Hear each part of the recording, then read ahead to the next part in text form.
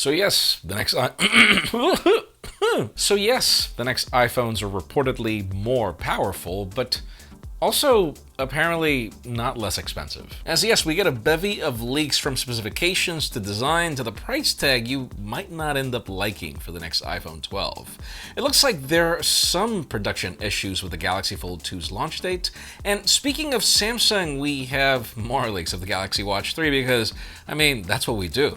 I'm Jaime Rivera and dear Twitter, let me get this straight. So now I can record audio notes as tweets, which you actually want to use as archives, and most of them are ridiculous, but you can't allow me to edit my typos and just show a little edited button and then people can see the mistake or I don't know, whatever. That doesn't make any sense. This is Pocketnow Daily.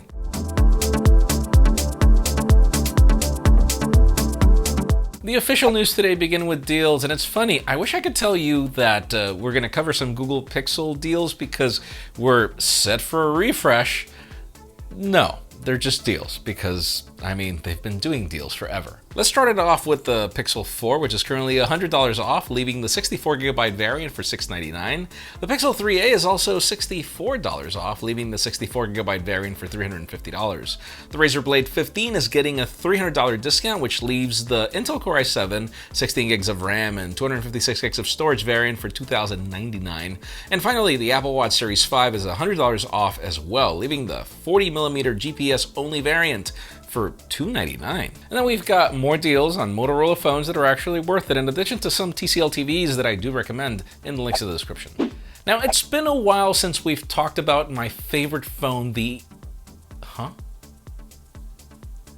Diego, why'd you write this? Fine, LG Velvet. Well, if you remember, the phone was originally just launched in Korea, but now it's finally expanding. LG just announced in a press release that the Velvet will be making its way to European markets like Germany, Italy, Spain, Hungary, and Poland starting this month. And for those of you that want to see it stateside, well, it'll be available in North America, Latin America, Africa, Asia, and the Middle East in the weeks to follow. We'll keep you posted, and yes, I'm reading the script because this guy wrote it for me, once it comes out because I can't wait to review it. I'm sure you could see that in my face right now. Now, Qualcomm just made a very interesting announcement that I actually consider important because if we want 5G to become popular, we need more phones to be able to power it that are not expensive, and that's exactly what we're getting. The company just announced a new SoC as part of the 6 series, the new Snapdragon 690, which basically brings 5G to affordable smartphones. It's aimed at the $300 to $500 segment and brings support for features like 120Hz display, HDR10 and HDR10 Plus playback. It also offers 4K capture. It brings a new image signal processor that allows for photos to be captured up to 192 megapixels, and slow-mo video will be capped at 240 frames per second at 720p, which is actually flagship territory. Brands like LG, Nokia, Motorola, and TCL have announced that they will be using the new 690. You can check the specs in the link in the description, and yeah, I mean, a lot of the things that this chip can do are pretty much what flagship phones can do right now. So yeah, this is going to get really interesting. Now, after the Pixel 4a, the next product that wins the crown for the most amount of leaks ever is the Samsung Galaxy Watch 3 that I'm actually looking forward to. Yesterday we got a full-blown list of specifications, and now we get images of the watch as well, and let's just say it looks familiar. Not that I have anything to complain about with the original design of the Galaxy Watch, but let's just say this is a very similar twin.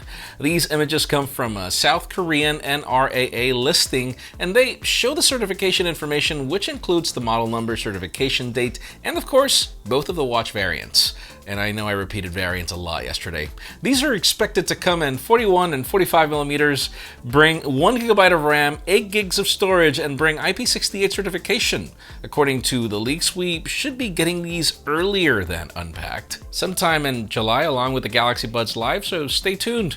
I can't wait to try something new out.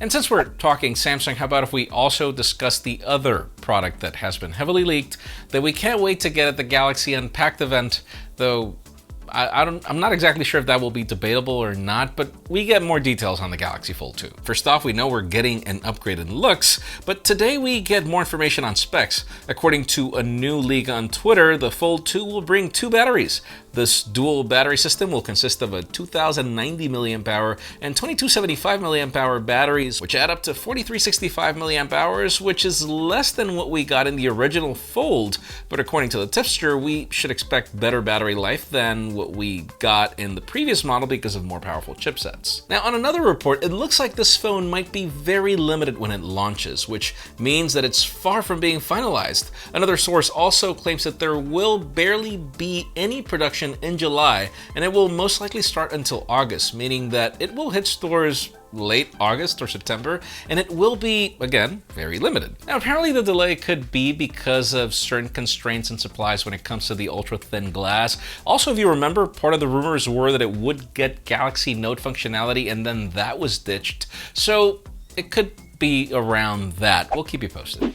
And finally, the hottest news today have to do once again with the iPhone 12. A lot of details when it comes to specifications and details, and also the probable price tags, which we don't necessarily like. Let's start it off with spec updates, as Ross Young just tweeted out a new picture with the list of 2020 iPhones that will bring 120Hz displays. On the list, we can see other phones that are already out, like the OnePlus 8 Pro, Oppo Find X2 Pro, Asus ROG Phone 2, but we also see upcoming devices like the Mate 40, probable, and the iPhone 12 Pro and Pro Max. Now, if you go by the list, it might seem like the regular iPhones will bring regular 60Hz, which is still a possibility, but other sources have said that we might be getting 90Hz displays on those. On another note, supply chain sources say that we may be getting thinner iPhones this year, but that the company won't sacrifice battery life, as Apple is planning to use their multi-layer stacked motherboard design, which gives more space for batteries, and also it'll probably be a more power-efficient chipset. Now, then we have another image popping up on Reddit, which claims that the regular 12s will bring 60Hz, and that the BOE name has been scratched from the display listing for those of you that were worried. Now, it also brings a list of specs which we have covered already, along with the notch that's apparently 33% smaller, but the part that gets tricky is when we talk price. Seems that the regular iPhone 12 might start at $700 instead of the $649, while the 12 Max will start at $800. And if you do the math, if the 12 Max is the replacement for the current iPhone 11, this means that that phone is getting more expensive, $100 more expensive, and that the smaller iPhone 12 will be that phone that's priced aggressively, which is not what we wanted. We wanted the typical iPhone 12 Max to remain at the $699 price tag that we have on the 11, and then the 12 to be even less expensive to bring a more aggressive perspective to the market.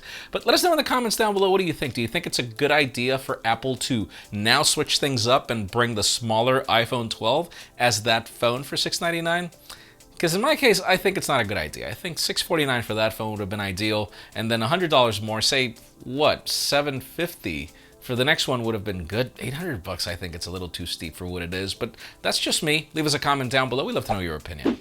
Friends, again, if you want to get the news earlier, follow us on Pocketnow.com and subscribe to our channel for more videos like this one. Also, follow us on social medias. Our extended coverage happens on Instagram, and follow me on my personal handles to see me speed up when I do the outro so fast you're going to have a hard time understanding it. Please give this video a thumbs up if you like what you saw. I'm Jaime Rivera. Thanks so much for watching. We'll see you tomorrow.